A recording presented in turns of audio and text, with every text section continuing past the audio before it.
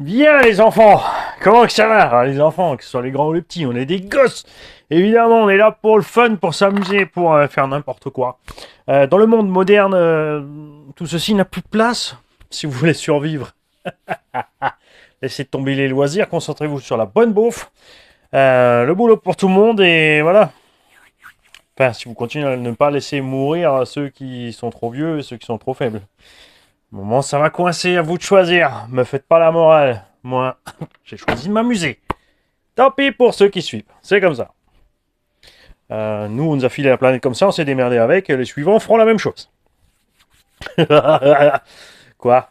Ouais, c'est pour rire, détendez-vous. Alors, quoique, que faire avant d'aller rouler ton Timasso MT8? On m'a demandé de temps en temps de refaire un petit piqûre de rappel sur ces choses-là pour les débutants, ceux qui ne sont pas habitués. Bouge pas, je vais te mettre la tête droite. Avant qu'il y en a qui, parce qu'il y en a qui vont avoir des problèmes après. Parce qu'ils n'aiment pas, ils ne supportent pas. Voilà. Bien.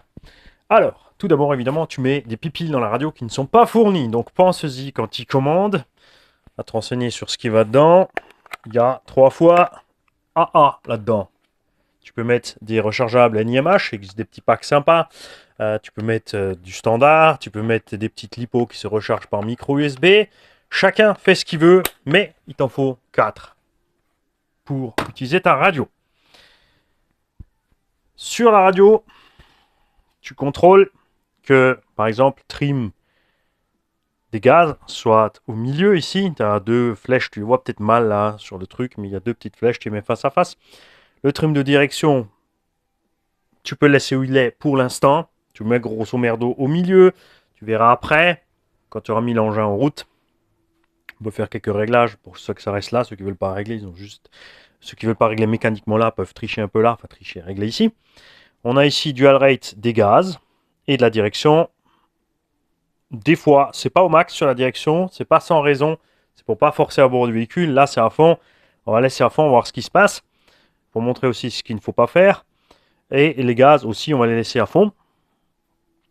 Ensuite, tu as ici des trims d'inversion, c'est écrit reverse ou normal. Alors, ce n'est pas normal ou mauvais sens. Hein. Il y a plein de gens qui croient que voilà, N c'est normal et R c'est pas bon. C'est en mauvais sens. Non. C'est juste sens 1, sens 2. Point barre. Sens A, sens B, comme tu veux. Sens aiguille du montre, sens inverse aiguille du montre. Parce qu'il y a des cerveaux de direction qui par défaut tournent à gauche, sortie d'usine. Il y en a qui tournent par défaut, sortie à droite. Donc, tu inverses, gauche ou droite, c'est tout.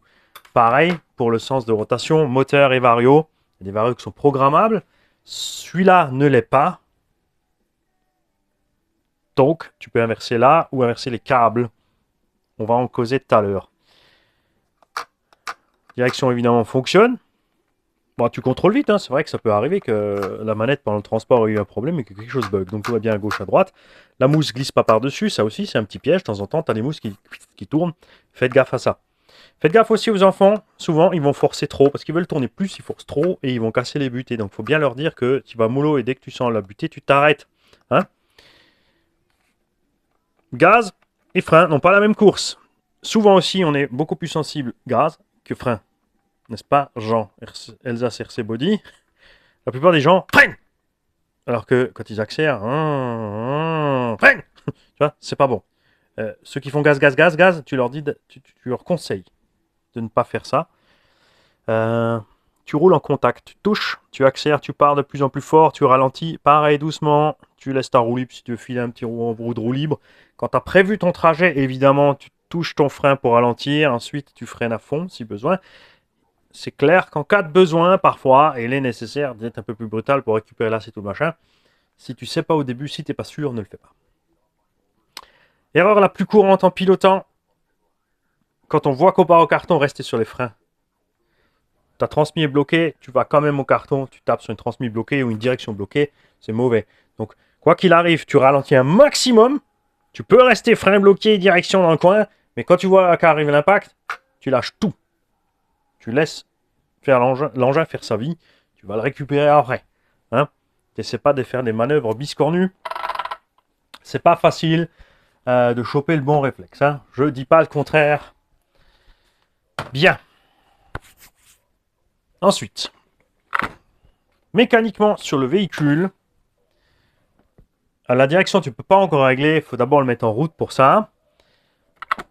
Tu peux régler la hauteur de la carrosserie.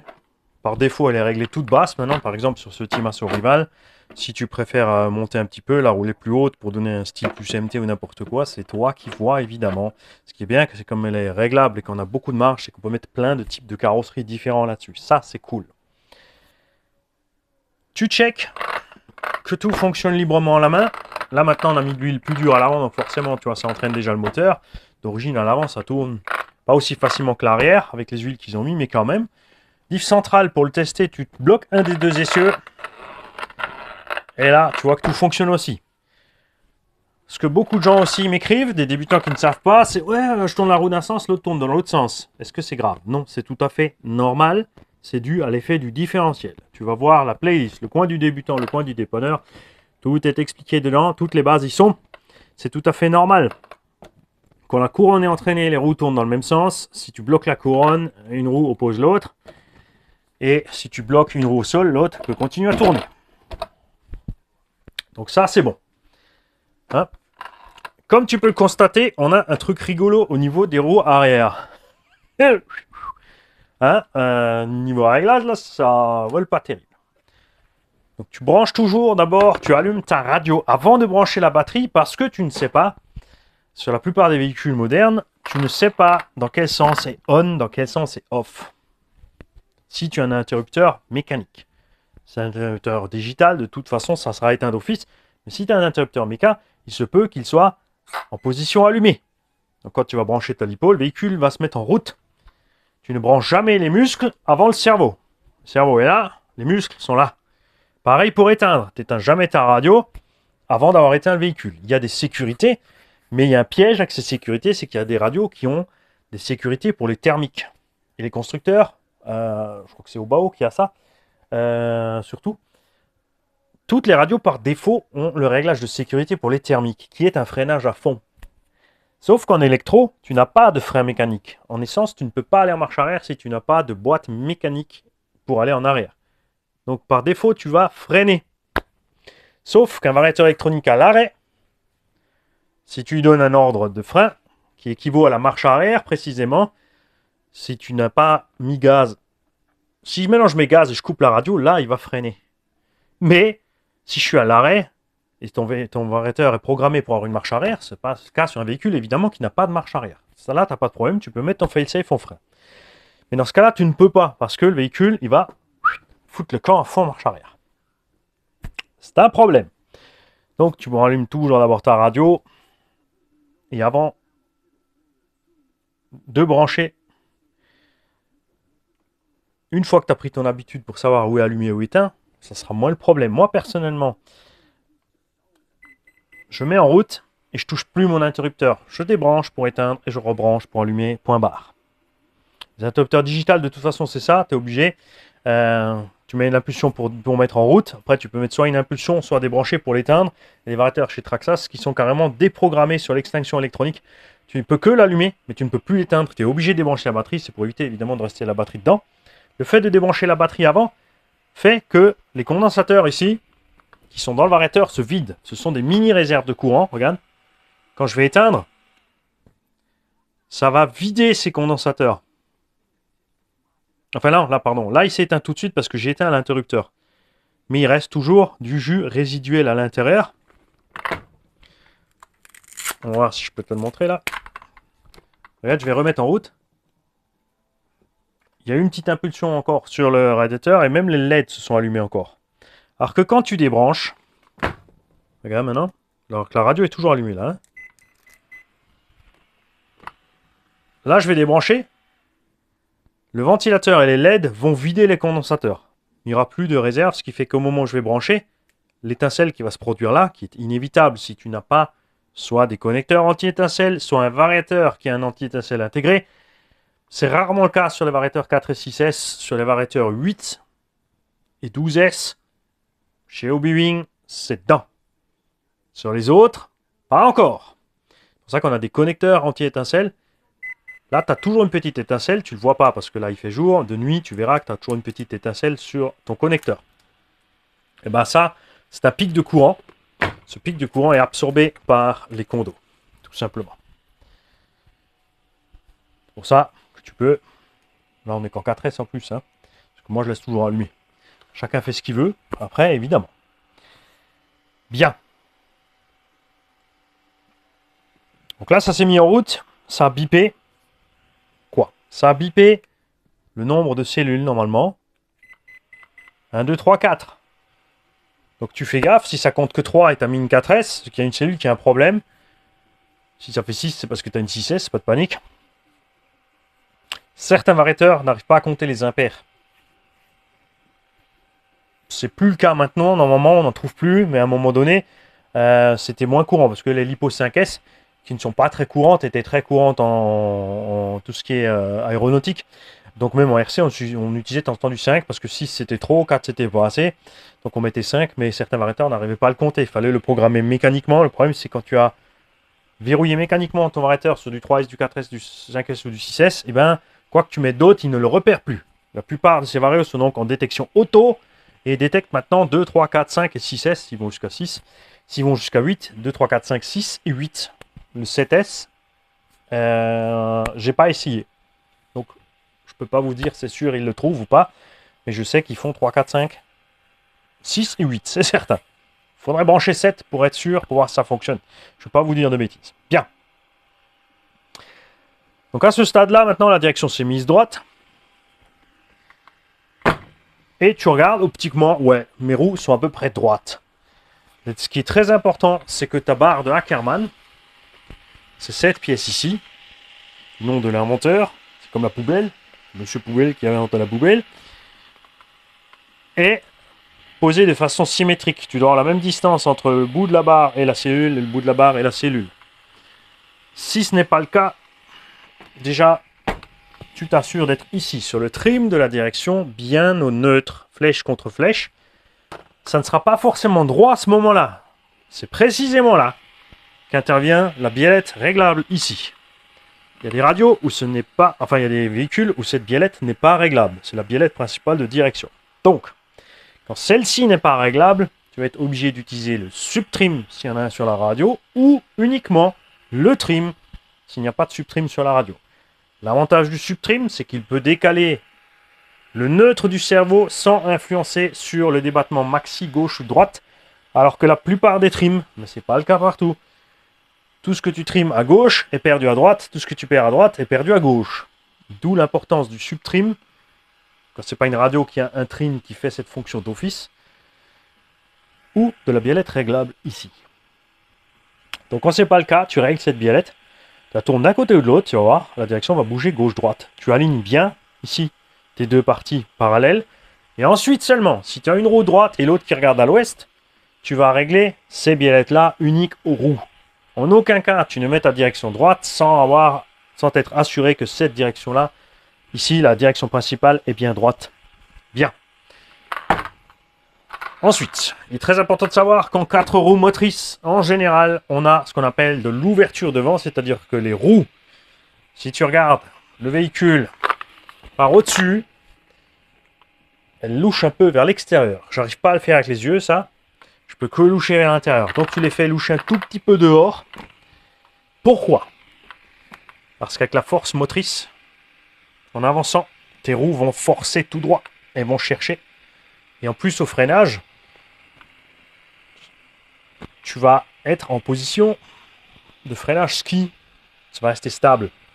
Si tu mets du pincement sur un 4x4, tu ne perdras pas tant de motricité ça qu'à l'avant, mais très probable qu'en roue libre, en roulant après ou en freinant, ton avant soit instable. Après, c'est à chacun d'expérimenter et de trouver ses réglages. Je vous invite toujours tous à faire ça. C'est-à-dire que tu fais tes petits réglages par défaut. Tu fais une dizaine de tours et après tu regardes. Tu mets carrément du pincement, 3 degrés. Tu essaies de voir ce que ça donne. Tu mets de l'ouverture, tu essaies de voir ce que ça donne. Pour te faire une idée toi-même des choses. Bien. Ensuite intervient le carrossage. Ça, c'est vue de face du véhicule là avec les phares en pleine gueule. C'est les roues comme ça. Hein? Ça, moi, j'ai légèrement à 0 pour le loisir. J'aime bien que mes pneus s'usent de façon uniforme. Chacun fait ce qu'il veut. Les compétiteurs, généralement, aiment bien avoir un petit peu de carrossage comme ça. Je ne veux pas te dire positif ou négatif parce que chaque fois je me plante sur l'explication. Moi, je vais dire négatif comme ça, parce qu'on est plus près de la cellule, et positif comme ça, parce qu'on est plus loin. Et ne pas oublier que chaque intervention sur le réglage de la direction, pincement, ou du carrossage influe sur l'autre. Pour une raison très simple. Si tu rallonges cette biellette, ici, tu augmentes la distance sur la roue, elle va prendre du pincement. Ok. Si tu rallonges celle-ci, la roue va s'écarter là. Et si tu t'écartes ici, comme ça, eh ben, tu vas écarter aussi la pièce qui maintient ceci. Tu vois, la biellette est fixée là. Donc si tu écartes la roue, ta biellette va se retrouver comme ça. Donc l'un a toujours une petite influence sur l'autre au niveau des réglages, donc faites bien attention. À l'arrière, il y a des véhicules qui ont le même train à l'arrière qu'à l'avant, donc aussi ces biellettes réglables. La plupart des autres qui n'ont pas la biellette réglable à l'arrière, qui ont uniquement celle du haut, ont un pincement qui est induit dans les cales de train. C'est-à-dire que c'est mécaniquement bloqué. Le seul moyen de changer, c'est de changer. S'il y a des inserts dans les cales de train, tu changes tes inserts. S'il n'y a pas d'insert, c'est la cale de train complète qu'il faut changer. Quand ça existe. Sur un véhicule de loisir comme ça n'existe pas. En général, tu as 1 degré de pincement à l'arrière, c'est fait. Basta, on n'en parle plus. Et là, on peut constater sur ce véhicule-ci, par exemple, qu'on a les roues. Celle-là, ça va à peu près, mais je ne sais pas si tu vois bien la caméra, si tu vois bien. Celle-là, elle est complètement à l'ouest. Alors, la chose la plus précise à faire, c'est de prendre, il est là, un réglet ou quoi que ce soit d'autre, qui permet de mesurer, et tu mesures là, l'écart entre tes deux pièces en plastique.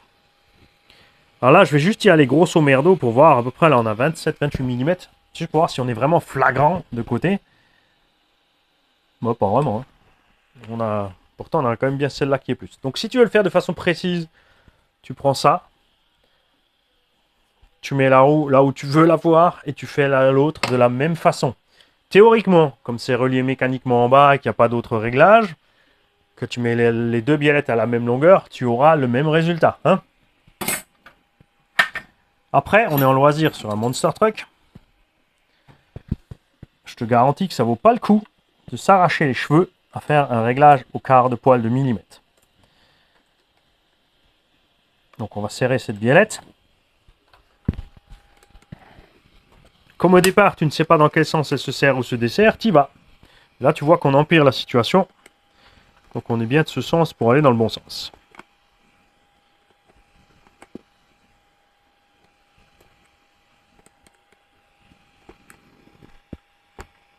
Voilà. Bien. Les biellettes, à pas inverser, en général, ont un petit repère ici. Tu vois, la petite fente, c'est un repère pour te dire dans quel sens elle est montée. Moi, j'aime bien les mettre toutes dans le même sens. Donc si maintenant j'ai la fente vers la droite, je vais monter toutes mes biellettes fente vers la droite. Comme ça, je sais que de ce sens, je la raccourcis, quoi qu'il arrive. Et de ce sens, je la rallonge, quoi qu'il arrive. Mais beaucoup de constructeurs les mettent à l'opposé. Donc dans ce sens-là, on la raccourcit. Et donc je vais aller voyager de l'autre sens pour que tu comprennes la logique de la chose et tu te mets dans la même position face à l'objet. Et là, dans le même sens, tu vas aussi la serrer. Donc, dans le sens où tu fermes un robinet, tu vas serrer cette biellette. Dans le sens où tu l'ouvres, tu vas la desserrer. Sur ce véhicule, les engins où c'est monté à l'inverse. Hein? Et la raison pour laquelle je mets toutes dans le même sens, c'est que ça me permet de ne pas devoir réfléchir à me mettre de l'autre sens. Tu fais tout dans le même sens et ça donne la même chose. Alors tu règles un peu, tu règles pas trop parce que le plus simple c'est de faire un peu, de ramener un peu, de rouler un peu, de revenir et de checker un petit peu. Là je crois qu'on n'est pas trop mal. Hein. On a à peu près la même longueur de filet, gauche-droite là. Et les roues sont à peu près dans le même angle. On a toujours l'impression que celle-là elle est à l'ouest, mais méfiez-vous, il y a un voilage toujours hein, sur les jantes plastiques. Le pneu peut être déporté sur la jante. Ça peut t'induire en erreur. Ça aussi, regarde, tu vois, ça bascule. Donc te fais pas avoir. Tu lâches ton véhicule, tu le poses, tu l'enfonces, tu le relâches. Et là, en gros, tu fais ton réglage. Évidemment, si c'est un engin de piste, de compétition ou autre, plus tes jantes sont taille basse, plus c'est un engin qui doit avoir un pilotage précis, moins tu vas pouvoir te permettre de faire juste un réglage à l'œil. Tu vas utiliser un banc de réglage. Mais là, tu es débutant, tu es avec un MT, tu n'as pas encore acheté un banc de réglage pour faire ton premier run. Donc tu te fais ça à l'œil nu. Après, il y a des autres méthodes, hein. Tu peux utiliser une équerre. Le problème de l'équerre, c'est que les pneus, ils dépassent de la jante. Hein? Mais ça te permettra de faire un réglage en gros. Comme dit, tu prends, tu poses, tu lâches, et tu vas mettre ton équerre contre. Et tu mets une fois, en gros, tes roues en carrossage zéro. Si vraiment elles sont à l'ouest, si sorti de la boîte, c'est déjà à peu près bon, te complique pas la vie. Roule. C'est juste là, c'était vraiment flagrant que la roue était complètement à l'ouest. Donc là, tu interviens. Bien. On a causé la direction, on a causé des réglages. Suspension, c'est pareil. Hein. Tu regardes un peu, ouais, c'est à l'aise, c'est pas à l'aise, ça me plaît, ça me plaît pas. Si tu sais pas changer tes réglages au niveau de la précontrainte des ressorts, ne te servira encore à rien. Parce que d'abord, il faut développer un petit feeling avec l'engin, il faut aller rouler. Pour savoir, ouais, je trouve qu'il se tasse trop, je veux remonter un petit peu, etc. etc. Celui-ci a un réglage en moins par rapport à beaucoup. Enfin, il y a beaucoup de monsters qui ont ça. On n'a pas de possibilité de bloquer le débattement de suspension. Donc tu ne peux pas brider ta suspension, c'est-à-dire que tu ne peux pas laisser le châssis plus près du sol. T'as pas le choix. Il ira d'office toujours à fond, quel que soit ton réglage de précontrainte. Si tu relâches à fond, il va être mou, il va être en bas, mais il va toujours se relâcher à fond. Si tu le tares à fond, il se tiendra en haut, il va être très remouillissant. Je te déconseille hein, évidemment de faire ça. L'erreur de beaucoup, c'est de se dire, tiens, on va l'éteindre en attendant. C'est de se dire, tiens, je veux pas que là, mon véhicule n'a pas de garde-sol, je vais frotter en tout terrain, je vais le monter à fond. Si tu le montes à fond, tu règles ta rage à fond, et que tu es là, ton véhicule, il va être bondissant, et dans les virages, il va très vite se renverser. Laisse-le souple. Ce qui compte, c'est la garde-sol max en tout terrain. C'est-à-dire que même si ton véhicule est posé là, dans le tout-terrain, si les roues peuvent aller jusque-là, elles iront aussi dans le tout-terrain. Quand tu vas rouler, tes obstacles vont aller frotter ton châssis va monter jusqu'au point max. Si par contre, tu vas bloquer tes vis dans les triangles, là, je te le mime, admettons, j'ai bloqué ici les vis au minimum, quand je vais monter, tout va monter. Là, j'ai plus de garde au sol. Hein, donc méfiez-vous. N'oubliez pas que chaque réglage a une incidence sur un autre aussi. Ça va changer le comportement et tout le tralala. Si tu tares tes ressorts à fond, c'est-à-dire si tu les comprimes déjà avec les bagues ici, méfie-toi parce que ton véhicule va arriver au point où le ressort est au maximum de sa capacité. Si sa maximum de sa capacité est 5 kg, c'est-à-dire qu'il ne va pas réagir de 0 à 5 kg, ton véhicule, il va faire comme ça. Il va être vraiment moche à voir rouler, désagréable. Et à 5 kg et 100 grammes, boum, il va taper par terre. Tu n'auras plus aucune résistance entre un petit peu de bosse, enfin les petits chocs et les gros chocs. Il va rien se passer sur le petit choc, le véhicule va taper comme un tank, comme un jouet Nico, et dès que la bosse sera trop grande, pouf, il va taper.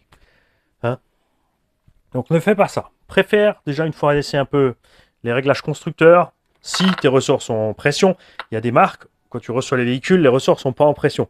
Donc là, tu es obligé de serrer ta bague pour aller toucher le ressort, parce que tu vas avoir des zones où ça va mal se passer. Bien. Ça aussi, coin du débutant, coin du dépanneur, on a plus de précision là-dessus. Cet engin, on ne l'a pas encore roulé. Les coupelles de suspension, ce sont ces pièces-là qui tiennent le ressort. C'est en forme de coupelle, c'est pour ça que ça s'appelle une coupelle. N'ont aucun maintien. De plus en plus de constructeurs nous mettent des vis, des clips, comme au bas ou quoi que ce soit, pour ne pas que tu perdes cette pièce. Parce qu'il peut arriver, quand tu roules, tu tapes dessus, elle monte. Si le ressort sort de là, elle fout le camp. Ici, on a des ressorts bien plus longs que les amortos, donc on a toujours de la pression, on a un rebord assez haut, les chances de les perdre sont minimes. Mais elles existent. Si tu veux pas que ça arrive, il va falloir percer un petit trou ici de 3 mm ou 4. 3 ça devrait suffire. Un petit rilsan tout fin. Et tu chopes ici tout simplement le ressort et la coupelle ensemble. Tu serres, tu coupes. Est-ce que j'ai un engin ici où on l'a fait pour vous le montrer? Yes. Sur le Savage par exemple, tu perds très vite tes coupelles. Là, tu vois, je les ai fixés avec un rilsan. Parce qu'il n'y a pas beaucoup de pression, comme tu peux voir. La coupelle peut très vite foutre le camp. Bien. Ah, Ouais. Message reçu, Jam Jam.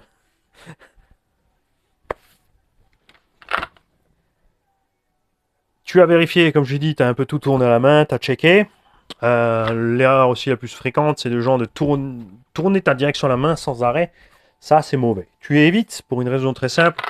Là-dedans, il y a une démultiplication qui permet à ce petit moteur qui est là-dedans de forcer pour emmener les roues, même pendant que le véhicule roule. Faut pas se dire le véhicule fait 5 kg, un servo de 10, ça suffit, ça fait 2 fois le poids du véhicule. Non. Faut pas oublier que quand tu tournes et que tu accélères, la direction, elle veut aller tout droit. Là, il y a d'énormes forces motrices qui sont plus grandes que le poids du véhicule et plus grosses que le poids des petits cerveaux qui vont te ramener les roues droites. Et si ton cerveau est trop faible, eh ben, il va y aller, il ne pourra pas retenir. Exemple très simple, tu essaies de pousser un véhicule à l'échelle 1 en première vitesse, c'est quasi impossible ou très très dur. Si tu mets la 5e vitesse, par contre, il va rouler tout seul. Alors que la 5e vitesse, c'est celle qui te permet, en général, d'aller le plus vite sur l'autoroute, alors qu'en proms, tu vas saturer. Parce que tu vas à l'opposé. N'oublie pas que la première facilite la vie du moteur et met beaucoup de force sur les roues, alors que la 5, c'est l'inverse. C'est le moteur qui force, et les roues peuvent donc prendre une grande vitesse de rotation.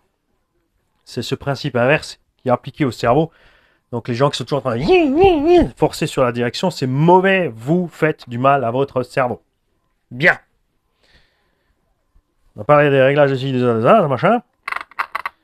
L'entredent, en général, chez les constructeurs, c'est bon. T'as pas besoin de vérifier et de toucher. Radio allumée. Véhicule allumé. Nous avons réglé la direction. Nous avons réglé nos roues, nos machins, nos bidules. Nous allons checker la direction. Tu lèves le véhicule. Tu tournes doucement à gauche, doucement à droite.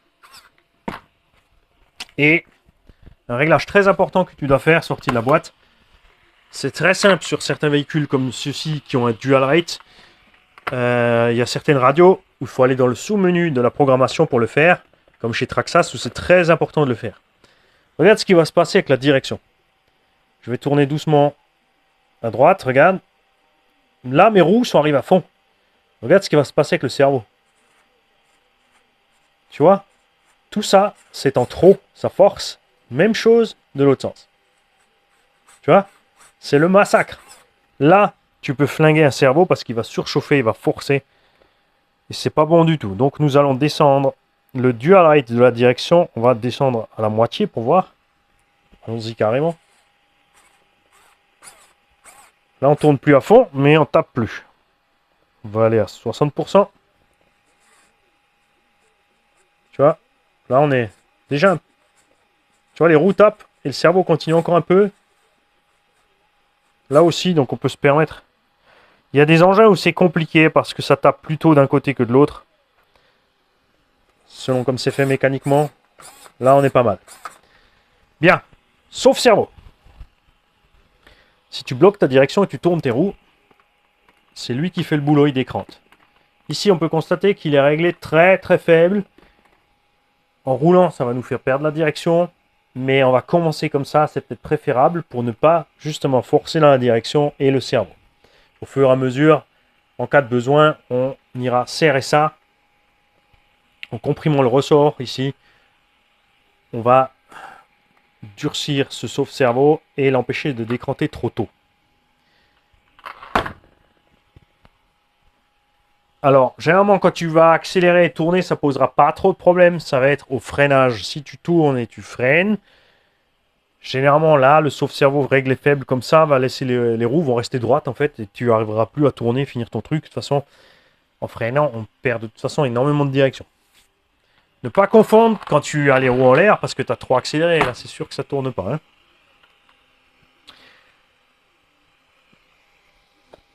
Ensuite, une chose où il est peut-être plus simple d'enlever les roues, c'est ce qui va suivre. Si tu veux être sûr que tout fonctionne au niveau du train roulant, le plus simple c'est d'enlever les roues pour éviter tout risque qu'il arrive quoi que ce soit. T'es trop bas, Mani. T'es trop petit. Petit crâne, hein.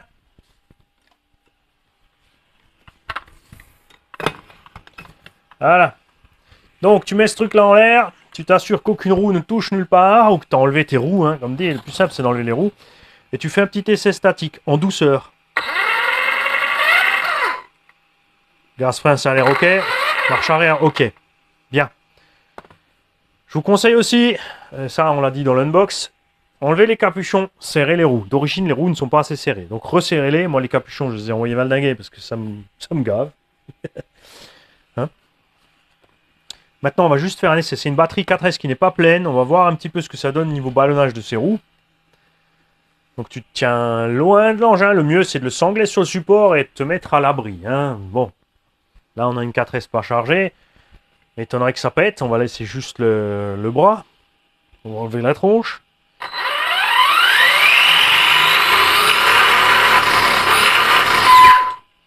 Ça ballonne déjà pas mal avec une 4S pas pleine.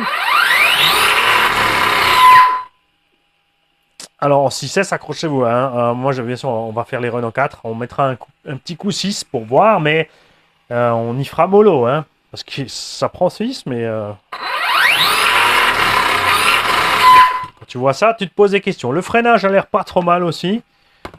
Contrairement au MT10 qui était un peu trop balèze sur le frein. Bon, il fallait s'habituer à être un peu plus doux là. Tout fonctionne. Si jamais ça tourne dans le sens inverse, il suffit d'inverser 2 des 3 câbles qui sont là-dessus. Sur un combo comme ici, qu'il n'y a pas de capteur, c'est-à-dire qu'il n'y a pas de 4e câble entre le moteur et le variateur, tu ne te poses pas la question, il suffit d'inverser 2 des 3 fils et le moteur va aller de l'autre sens.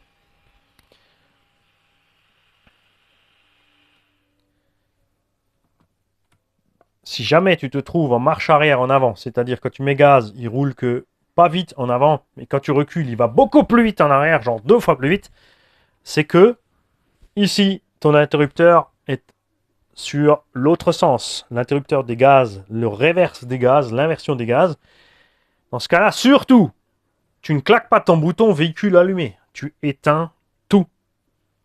Tu inverses ton bouton, tu rallumes ton véhicule.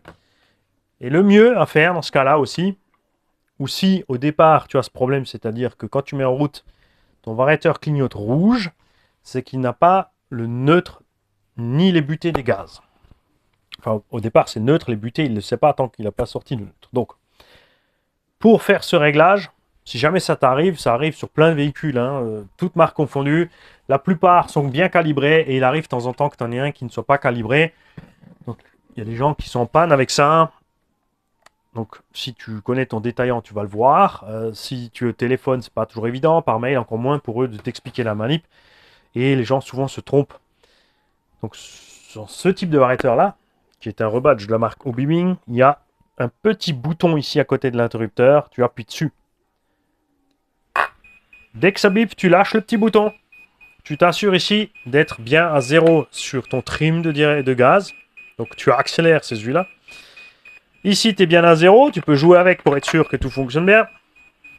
Tu appuies un petit coup sur le petit bouton. Ensuite, tu mets gaz à fond. Alors là, bien sûr, tout cerveau normal va s'inquiéter. Il va se dire, oh là, attends, je vais toucher mes gaz, va foutre le camp. C'est en sécurité. Mais si tu n'es pas sûr de ce que tu fais, ou tu ne connais pas le véhicule, je le répète, enlève les roues. C'est toujours plus sûr. Sans les roues, il ne va pas bien se passer grand-chose. Donc tu mets gaz à fond, si tu n'es pas sûr aussi, même si tu as tout enlevé, tu n'es pas certain, tu ne vas pas à fond comme une enclume. Tu fais doucement pour être sûr. Tu vois, il ne se passe rien, donc on est bien en inerte, on est en mode prog. Tu maintiens enfoncé à fond, tu rappuies sur ce petit bouton, bip 2 fois, tu relâches. Là, tu enfonces le frein à fond. Il bip 3 fois et dans la foulée 4, hein, que tu relâches ou pas, il bip 4, il est armé, c'est bon. Et là, tu as calibré ton variateur. Chaque marque a sa façon de faire. Il y a des variateurs où il faut mettre en route en restant sur les gaz pour rentrer dans le mode prog. Il y en a qui ont le bouton fait autrement, comme chez Traxxas. Donc, lisez bien la notice ou trouvez les vidéos adéquates dans la playlist. Je rappelle que sur la chaîne RC Garage 68, on a des playlists de malades. On a, par marque, on a mis un maximum dedans. Ensuite, on a séparé les modèles. Donc, tu as Timasso Rival MT8 a sa propre playlist. Tu peux aller voir dedans. On a une playlist réglage variateur où ça va se retrouver aussi. Plein de choses comme ça. Le coin du débutant, le coin du dépanneur, par marque, par modèle, par type. Il y a plein de choses. et des extras aussi. Donc il y a moyen de trouver les choses. Si tu n'es pas sûr, tu m'envoies un petit commentaire, tu me dis voilà où est-ce que je peux trouver ça et je vais te guider. Il n'y a pas de souci, ou les abos vont te guider vers le bon sens. Je compte évidemment toujours sur tous nos abonnés qui sont toujours présents dans les commentaires pour aider ceux qui débarquent. Hein? Bien. Moi, je vais aller charger les batteries. Il n'y a plus qu'une chose à faire, c'est attendre d'aller rouler. Tout simplement. J'hésite, comme dit, à mettre de suite un carreau renforcé pour ne pas aller abîmer inutilement celle-là. De l'autre côté, les gens ont envie de voir rouler avec cette carrosserie pour voir ce que ça donne. Ils n'auront pas forcément tous tout de suite une carreau renforcée. Il y en a plein qui aiment cette carreau, qui veulent rouler avec cette carreau, c'est tout à fait normal aussi. Je rappelle que chez Elsace Body RC, tu as un tableau par taille d'anthrax. C'est toujours approximatif, hein. C'est à 1-2 cm près parce que tu peux couper où tu veux. D'où l'intérêt que ces carreaux ne soient pas prédécoupés. C'est à toi de couper où tu as envie, comme tu veux. Et c'est tout. Ah, t'as oublié quelque chose. Nous avons parlé de la direction, du calibrage, suspension, réglage. Oui, il y a encore un réglage de la barre anti-wheeling. Plus elle est bas et moins il va se tenir droit. Si tu veux faire des wheelies faciles, tu la règles au maximum en haut. Tu mets un petit coup de gaz. Enfin, tu pars un peu, tu accélères. Il va se poser dessus. Une fois qu'il est posé, tu peux lâcher un peu tes gaz et le faire avancer comme un chien qui se gratte l'oignon parce qu'il a des vers au tulle. Les mecs, amusez-vous bien avec vos bagnoles. Ciao.